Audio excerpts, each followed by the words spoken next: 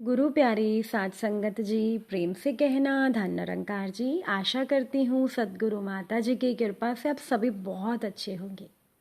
आज मैं आप सभी के लिए एक नई साखी लेकर आई हूँ। उम्मीद करती हूँ आज की ये साखी आपको ज़रूर पसंद आएगी। तो चलिए ज़्यादा समय ना गंवाते हुए आज की ये साखी सुनते हैं। साध संगत जी, काजल जब सुबह सवेरे सोकर उठी तो जल्दी जल्दी वो रसोई में जाकर नाश्ते की तैयारी करने लगी। आज काजल को उठने में थोड़ी देरी हो गई थी और उसे अपने पति के लिए नाश्ता बनाना था। नाश्ता खाने के बाद उसका पति विजय उसको बोलकर अपने ऑफिस जाने के लिए निकल गया था। तभी काजल का फ़ोन बजने लगा। उसने जाकर फ़ोन देखा तो उसकी माँ का फ़ोन आ रहा था। तभी काजल की सास आई और उससे फ़ोन छीनते हुए बोली कि तुम्हें तो बातें करने से समय ही नहीं मिलता। अपना फ़ोन इधर दो और जल्दी से तुम खाने पीने की तैयारी करो। जानती हो ना कि आज तुम्हारी ननद घर आने वाली है। काजल बोली, माँ जी मैं अभी सब तैयार कर देती हूँ, आप चिंता क्यों कर रही हैं। इतना कहकर काजल रसोई में गई और काजल की सास कुटिलता से हंसने लगी। उन्होंने बहू का फ़ोन बंद कर दिया और आराम से सोफे पर बैठकर वो टीवी देखने लगी। सत्संगत जी, काजल रसोई में ऐसी लगी कि उसको तो सर उठाने की फुर्सत भी नहीं मिली।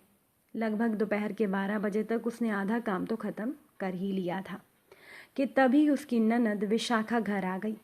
विशाखा को चाय नाश्ता देने के बाद काजल भी विशाखा के साथ बैठकर बातें करने लगी। थोड़ी देर के बाद विशाखा उठकर अंदर चली गई। तब जाकर काजल ने अपना फ़ोन उठाया। उसने देखा कि उसका फ़ोन तो बंद था। जब उसने फ़ोन ऑन किया तो उसकी माँ के उसे बहुत सारे संदेश दिखे। काजल का दिल किसी अनहोनी से धड़कने लगा। उसने तुरंत ही अपनी माँ को फ़ोन किया तो उधर से काजल की माँ बोली, बेटा तुम अस्पताल में कब आ रही हो, तुम्हारे पिता की तबीयत बहुत ख़राब हो रही है। ये सुनकर काजल हैरान होकर बोली, माँ पिताजी की तबीयत ख़राब है, मुझे तो कुछ पता ही नहीं था। काजल की माँ बोली, मैंने तो कल रात को ही तुम्हारी सास को फ़ोन करके बताया था और मैंने उनको बोला था कि वो सुबह तुम्हें भेज दें। उन्होंने कहा भी था कि वो सुबह सवेरे तुम्हें भेज देंगी। कल रात में तुम्हारी मेरे से बात नहीं हुई, तुम्हारा फ़ोन नहीं लग रहा था तो तुम्हारी सास को फ़ोन कर दिया था। काजल बोली कि हाँ माँ, मेरे फ़ोन में कुछ परेशानी आ गई थी तो मेरा फ़ोन बंद हो गया था। सुबह उठकर मैंने फ़ोन ऑन कर लिया था, लेकिन मुझे मेरी सास ने नहीं बताया कि रात में आपकी उनसे बात हुई थी। इतना कहकर काजल सास की ओर देखने लगी तो उसकी सास का चेहरा ऐसा हो गया जैसे उनकी चोरी पकड़ी गई हो। फ़ोन रखने के बाद काजल गुस्से में खड़ी हुई और बोली, माँ जी आपने मुझे बताया क्यों नहीं कि मेरे पिताजी की तबीयत इतनी ख़राब है। तो सास बोली, कल रात तुम्हारी माँ का फ़ोन आया था लेकिन मैं भूल गई, और वैसे भी तुम्हारी ननद विशाखा आई है और तुम्हें मायके जाने की पड़ी है। जल्दी से रसोई में जाकर मेरी बेटी के लिए अच्छा सा खाना बनाओ। काजल तो रो पड़ी क्योंकि उससे ननद की सेवा करवाने के लिए पिता की गंभीर हालत के बारे में छिपाया गया था। रोते हुए वो सास की ओर देखकर बोली, माँ जी वहाँ मेरे पिता को मेरी ज़रूरत है। तो उसकी सास बोली कि अभी तुम्हारी ननद 2 दिन के बाद यहाँ से चली जाएगी, तब तुम अपने पिता से मिलने के लिए चली जाना। काजल तड़पते हुए बोली, और अगर इसी बीच मेरे पिता को कुछ हो गया तो। उसकी सास बोली, तेरे पिता को इतनी जल्दी कुछ नहीं होगा, तू परेशान क्यों होती है, रसोई में जा और काम कर। काजल हैरान सी खड़ी रह गई कि उसकी सास उसकी बात को समझ क्यों नहीं रही। वहाँ पर काजल के पिता जिंदगी और मौत के बीच में लड़ रहे थे और यहाँ पर वो रसोई में पकवान बनाती। उसकी आंखों से आंसू बह रहे थे। काजल ने सोचा कि मैं अभी अपने पति विजय से बात करती हूँ कि माँ जी मुझे मेरे मायके जाने से रोक रही हैं। तभी विशाखा अपने कमरे से आई और बोली, माँ मैं घर वापस जा रही हूँ। बेटी के हाथ में बैग देखकर माँ हैरानगी से बोली, अरे अभी अभी तो तू आई है और अभी तू वापस जा रही है। तो विशाखा बोली, माँ तुम भाभी को मायके भेज दो, मैं यहाँ नहीं रहूँगी तो तुम्हें मेरी सेवा करवाने की चिंता भी नहीं रहेगी। बोलते बोलते उसकी आंखें भर आईं तो माँ ने बेटी को डांट कर कहा, ये क्या बोल रही है।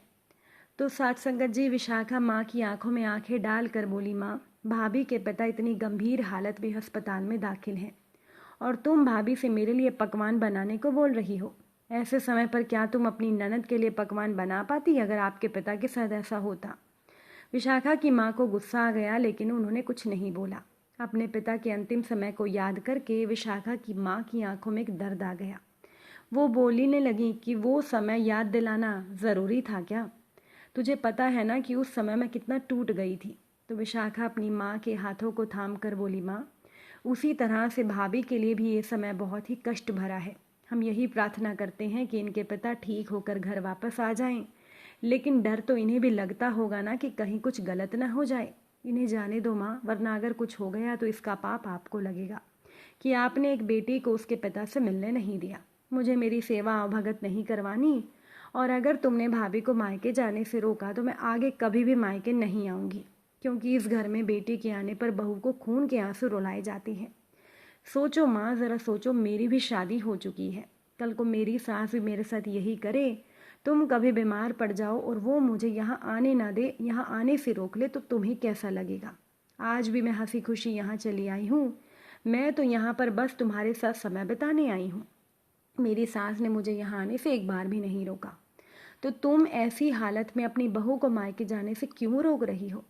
अगर माँ तुम्हें अब भी मेरी बात समझ नहीं आई तो मैं यहाँ से जा रही हूँ, और भाभी आप तुरंत ही अपने पिता के पास चली जाइए। भले ही कोई कितना भी गुस्सा हो, लेकिन कभी कभी हमें विद्रोह करना पड़ता है। इतना कहकर वो अपना बैग उठाकर घर से बाहर की ओर जाने लगी तो माँ ने आगे बढ़कर विशाखा को रोकते हुए कहा, तू कहीं नहीं जाएगी, और बहू तू जाकर तैयार हो जा और अपने पिता से मिला।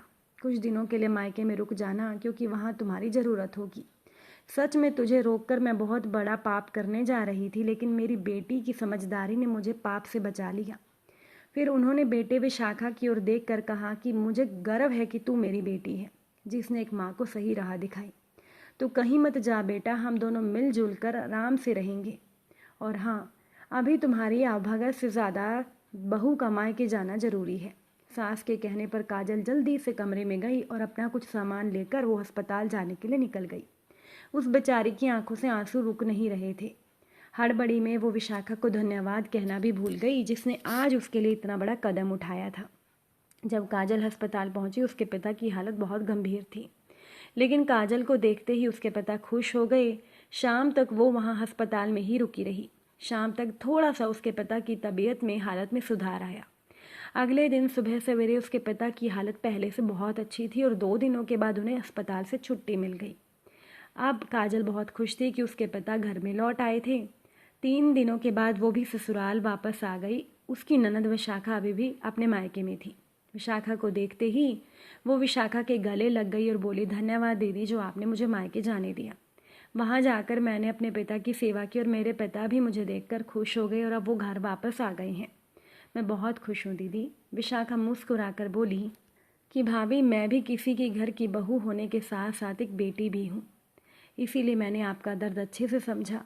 मेरी माँ आपके साथ गलत कर रही थी, इसीलिए तो मैंने माँ से नाराज़ होकर बात की, वरना आपको तो पता ही है कि मैं माँ से कितना प्यार करती हूँ। पीछे खड़ी हुई विशाखा की माँ अपनी बेटी और बहू की बातें सुन रही थी। वो सोच रही थी कि अगर मेरी बेटी ने सही समय पर समझदारी ना दिखाई होती तो मेरी बहू और मेरे रिश्ते खराब हो चुके होते। खैर साथ संगत जी, विशाखा की माँ अपनी छोटी सोच पर बहुत ही शर्मिंदा हो रही थी, लेकिन अब विशाखा की माँ ने यह भी सोच लिया था कि वो कभी भी अपनी बहू काजल को कोई भी ऐसी बात नहीं बोलेंगी जिससे कि काजल के मन को ठेस पहुँचे। तो साथ संगत जी, अगर आज की ये साखी आपको अच्छी लगी हो, वीडियो को लाइक शेयर ज़रूर करिएगा। आप सभी से फिर मुलाकात ज़रूर होगी नई साखी के साथ। तब तक के लिए आप सभी खुश रहिए, सेवा सिमरन सत्संग कीजिए, सतगुरु माता जी के चरणों से जुड़े रहिए। बड़े ही प्रेम से बोलिए, धन निरंकार जी।